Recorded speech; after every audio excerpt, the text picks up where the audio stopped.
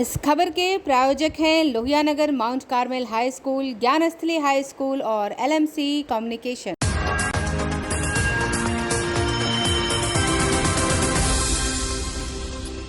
नमस्कार, मैं हूं अमित और आप देख रहे हैं आंखें न्यूज 24। आइए डालते हैं आज के महत्वपूर्ण खबरों पर। पटना के ऐतिहासिक गांधी मैदान में नमाजियों ने अदा की बकरीद की नमाज, अमन चैन की मांगी दुआ।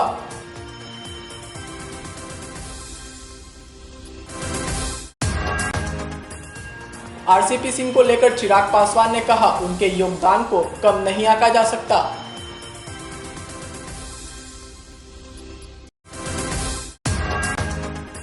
बिहार में कोरोना हुआ भयावह, पटना बना हॉट स्पॉट।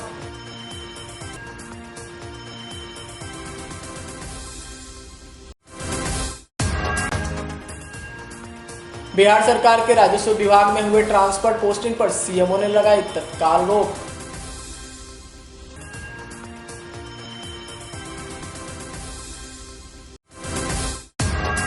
और पटना का प्रेम कुमार करेगा अमेरिका के कॉलेज में पढ़ाई, मिली 2.5 करोड़ रुपए की छात्रवृत्ति।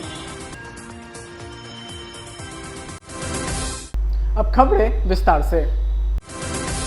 ईद उल अजहा यानी बकरीद का त्यौहार पूरे देश में मनाया जा रहा है। इस मौके पर रविवार को बिहार की राजधानी पटना के ऐतिहासिक गांधी मैदान में मुसलमान समुदाय के लोगों ने सामूहिक रूप से बकरीद की नमाज अदा की। शहर के अन्य ईदगाहों और जामा मस्जिदों में भी बकरीद की नमाज अदा की जा रही है। इस दौरान नमाज अदा कर नमाजियों ने अमन चैन की दुआ मांगी। नमाज के बाद एक दूसरे के गले मिले और बकरीद की मुबारकबाद दी। मुस्लिम समुदाय के लोगों में इस पर्व को लेकर काफी उत्साह है। बच्चों से लेकर बुजुर्ग तक खुशियां मना रहे हैं।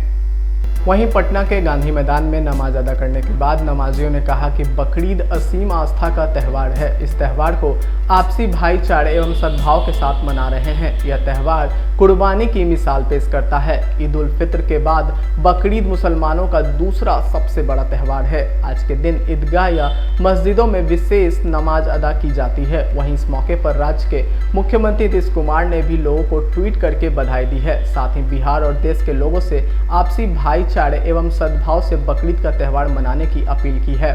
बता दें कि बकरीद को लेकर बिहार पुलिस और पटना जिला प्रशासन अलर्ट मोड में है। सुरक्षा को लेकर जगह जगह पुलिसकर्मी तैनात किए गए हैं। त्यौहार के मौके पर शहर में सुरक्षा के पुख्ता इंतजाम है। इस मौके पर पटना पुलिस ने शहर के लोगों से किसी भी अफवाह पर ध्यान न देने और अफवाह फैलाने वालों की सूचना पुलिस को देने की अपील की है। वहीं बकरीद की नमाज को लेकर गांधी मैदान को आम लोगों के लिए बंद रखा गया है। गांधी मैदान में सफाई, पानी, स्वास्थ्य, पार्किंग, लाइटिंग समेत अन्य व्यवस्था की गई है। CCTV कैमरों से मैदान के अंदर मॉनिटरिंग भी की जा रही है। बिहार में इन दिनों सियासी बयानबाजी बहुत तेज है। वहीं RCP सिंह पर जदयू के नेताओं के द्वारा हो रहे बयानबाजी पर चिराग पासवान ने कहा कि यह JDU के अंदर की बात है। आगे उन्होंने कहा कि JDU में RCP सिंह के योगदान को कम नहीं आंका जा सकता। अब भी सुनिए और क्या कुछ कह रहे हैं चिराग पासवान। देखिए, मैं पूरी तरीके से ये इंटरनल मैटर है जनता दल यूनाइटेड का, और मुझे नहीं लगता कि इसमें मेरा या किसी भी और राजनीतिक दल का हस्तक्षेप करना बनता है। कौन किसको दल में रखना चाहता है, कौन नहीं रखना चाहता है, कौन रहना चाहता है, कौन नहीं रहना चाहता है, ये उस पॉलिटिकल पार्टी का कम्प्लीटली इंटरनल मैटर है।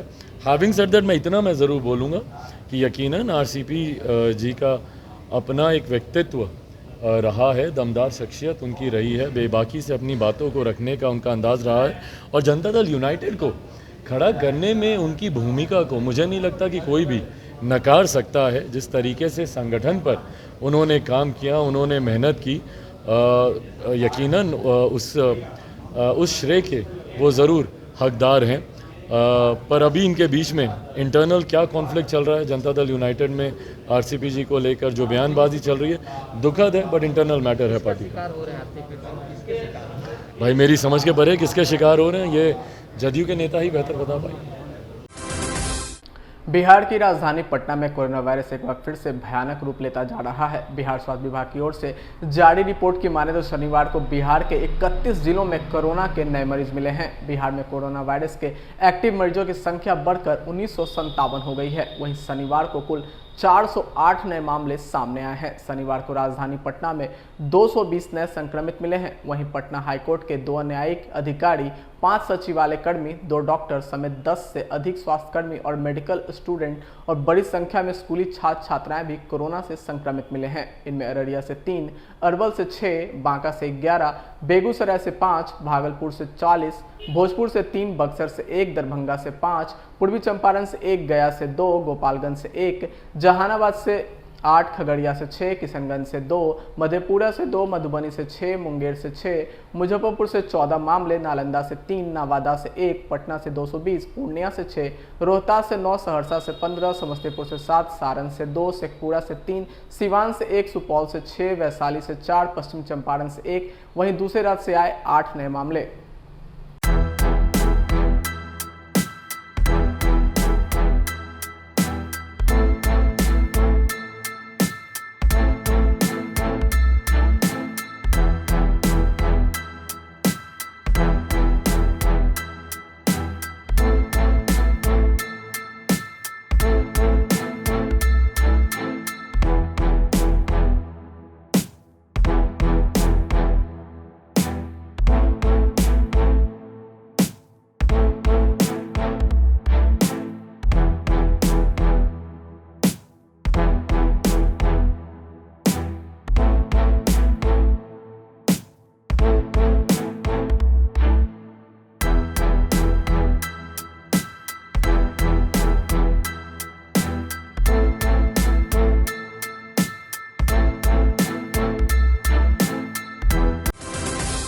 समाचारों में वक्त हो चुका है एक छोटे से अंतराल का।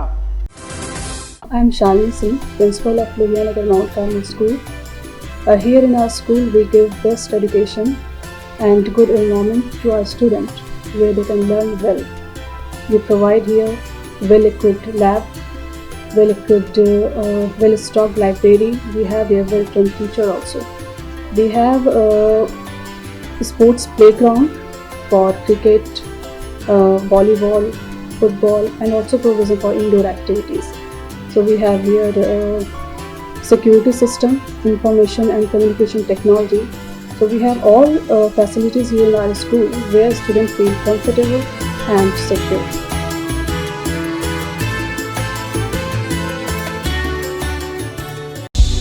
क्या आप पत्रकारिता के क्षेत्र में अपना कैरियर बनाना चाहते हैं? तो आज ही Royal Ashoka Institute of Mass Communication and Journalism में अपनी जगह सुनिश्चित करें। आर्यभट्ट ज्ञान विश्वविद्यालय पटना से मान्यता प्राप्त 100% प्लेसमेंट के साथ royal Ashoka Institute of Mass Communication and journalism नामांकन जारी है।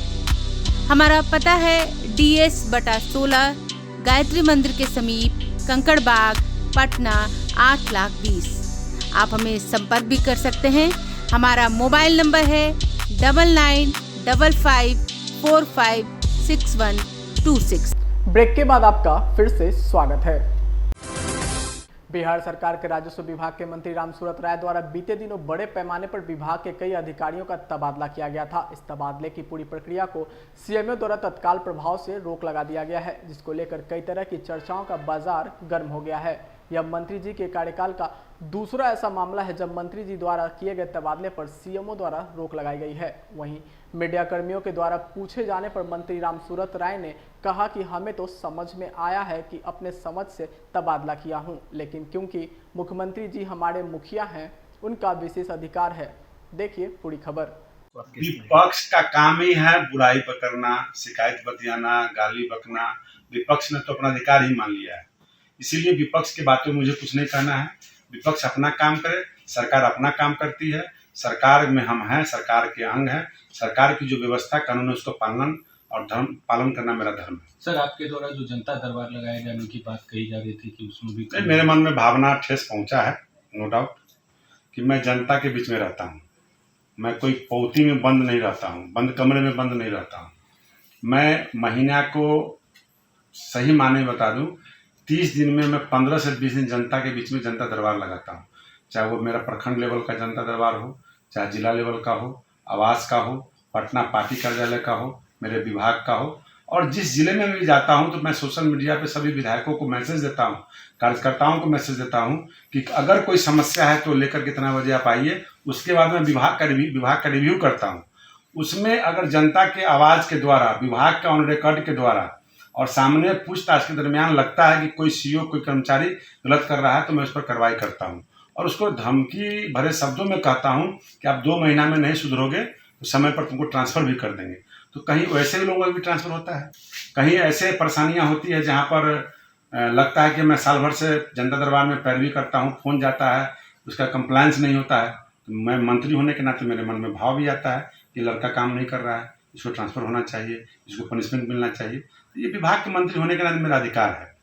तो निश्चित रूप से कहीं ना कहीं ठेस तो पहुंचता है, लेकिन जब हमारे आला अधिकारी का ये आदेश है तो मेरा धर्म पालन करना मेरा धर्म है।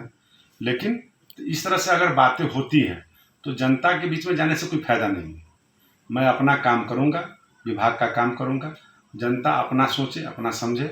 मैं विभाग को सही तरह से चला रहा हूँ, चलाते रहूंगा, जनता दरबार नहीं लगाऊंगा। मंत्री पद किसी का बपौती संपत्ति नहीं है, किसी का वंशावली के आधार पर अधिकार नहीं मिलता है। जैसे जमीन में होता है ना, वंशावली के आधार पर जमीन मिलता है, तो राजनीति किसी का पर्सनल कुर्सी नहीं है, राजनीति किसी के बाप दादाओं का अर्जा प्रॉपर्टी नहीं है। लोकतंत्र का सरकार है, इस सरकार में किसी को भी जाने का अधिकार है, किसी को भी आने का अधिकार है। मेरी शुभकामना है कि कोई लोग भी आवे, इस विभाग को अच्छे से चलाने। भाजपा को दबाव में रखने के लिए ये कदम उठाया। भाजपा किसी के दबाव में नहीं रहती है। भाजपा के सभी स्वतंत्र विधायक सभी काम करते हैं, माननीय मंत्री काम करते हैं, जदयू के भी करते हैं। एक सरकारी व्यवस्था है, तंत्र है, मुख्यमंत्री जी का विशेषाधिकार है। 365 दिन में एक दिन 30 तारीख को, ऐसे तो कहने के लिए जून में बदली माननीय मंत्रियों का अधिकार है, लेकिन मैक्सिमम लोग लास्ट टाइम में इसलिए करते हैं कि कल को कोई दूसरा प्रेशर नहीं आए, तो 30 तारीख को एक दिन हम लोग ट्रांसफर करते हैं, बाकी तो मुख्यमंत्री जी ही करते हैं। तो अब तो मुख्यमंत्री जी के यहाँ फाइल हम लोग बीच में भेजते ही रहते हैं, करते ही रहते हैं।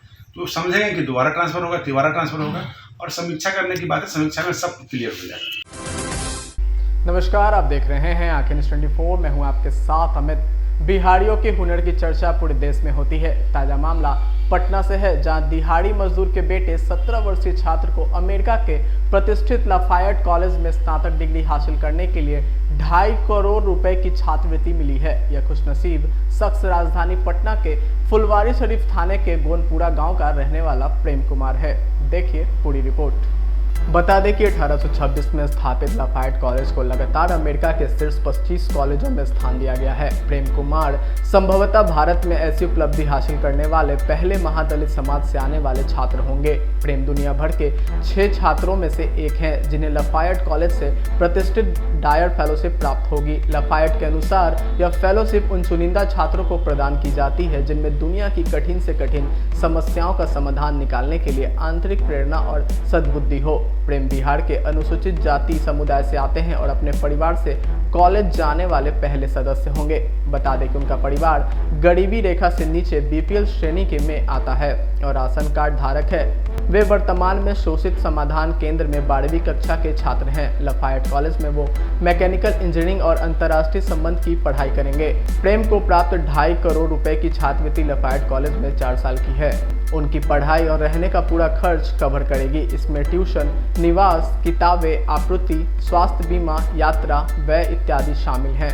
प्रेम को भेजे गए स्वीकृति पत्र में लाफायट कॉलेज में एडमिशन के डीन मैथ्यू एस डाइन लिखते हैं, बधाई हो। यह साझा करते हुए मुझे पूर्ण प्रसन्नता हो रही है, आपको लाफायट कॉलेज में स्वीकार कर लिया गया है। हम वंचित समुदायों की सेवा करने की आपकी प्रतिबद्धता और दृढ़ संकल्प से प्रेरित हुए। आपके उत्कृष्ट उपलब्धि के कारण आपको एक मॉर्किस स्कॉलर के रूप में चुना गया है। यह सम्मान अत्यधिक प्रतिष्ठित है और इस उपलब्धि पर आपको गर्व होना चाहिए। छात्रवृत्ति मिलने पर प्रेम कुमार ने कहा कि अविश्वसनीय है, मेरे माता पिता कभी स्कूल नहीं जा सके, मैं भी अपने पिता की तरह खेतों में और निर्माण स्थलों पर काम करते रहता था। प्रेम के मुताबिक शिक्षा के क्षेत्र में काम करने वाले डेक्सटोरिटी संस्था ने मुझे न केवल बड़े सपने देखने में सक्षम बनाया, बल्कि उन सपनों को हकीकत में बदलने के लिए मुझे कठोर प्रशिक्षण भी दिया।